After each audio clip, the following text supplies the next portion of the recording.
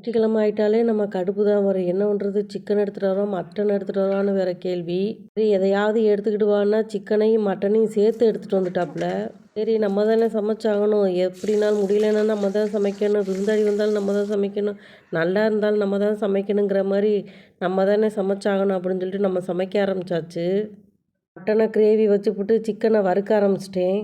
எந்த குழம்பு வச்சாலும் ஒரு சொல புளி போடுங்க. மட்டன் வச்சாலும் சரி, சிக்கன் வச்சாலும் சரி ஒரு புளி சொல போட்டுருங்க. அப்போ தான் உடம்புக்கு நல்லது. ஏன்னா கரலை இந்த மாதிரி இருந்துச்சுன்னா மட்டனில் அந்த இதெல்லாம் அடிச்சு எறிஞ்சிரும். அதுக்காக நம்ம ஒரு சொல புளி போட்டுக்குவோம். இன்றைக்கி நம்ம வீட்டில் மட்டன் குழம்பு, சிக்கன் வறுவல் தான். வாங்க நம்ம வீட்டுக்கு சாப்பிட்றதுக்கு. நம்மளுடைய சேனலை பார்க்குறிய யாருமே சப்ஸ்கிரைப் பண்ண மாட்டேறியா, லைக்கும் பண்ண மாட்டேறியா, சப்ஸ்கிரைப் பண்ணி லைக் பண்ணுங்கள். நம்மளும் ஒவ்வொரு வீடியோவில் சொல்லிக்கிட்டு தான் இருக்கோம், சப்ஸ்கிரைப் பண்ணி லைக் பண்ணுங்கன்னு. யாரும் பண்ண மாட்டேங்கிறீங்க, கொஞ்சம் பண்ணுங்கள் ப்ளீஸ்.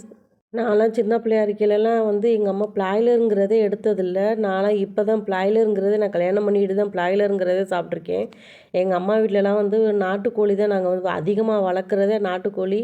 ம ஆட்டுக்கறி தான் நாங்கள் விரும்பி சாப்பிடுவோம். ஆடுகள்லாம் நிறையா வச்சுருப்போம், ஆடெல்லாம். இப்போ பார்த்தா எல்லாம் நம்ம வீட்டு பிள்ளையெல்லாம் நாட்டுக்கோழியெல்லாம் சாப்பிட விடுறதில்ல. பிளாய்லர் எடுத்துருவான்னு. ஏன்னா அது பஞ்சு போல் இருக்குது, அதை சாப்பிட்றது அவங்க. நாட்டுக்கோழின்னா கொஞ்சம் கடுசாக இருக்கிறனால அவங்க சாப்பிட மாட்டேங்கிறாங்க.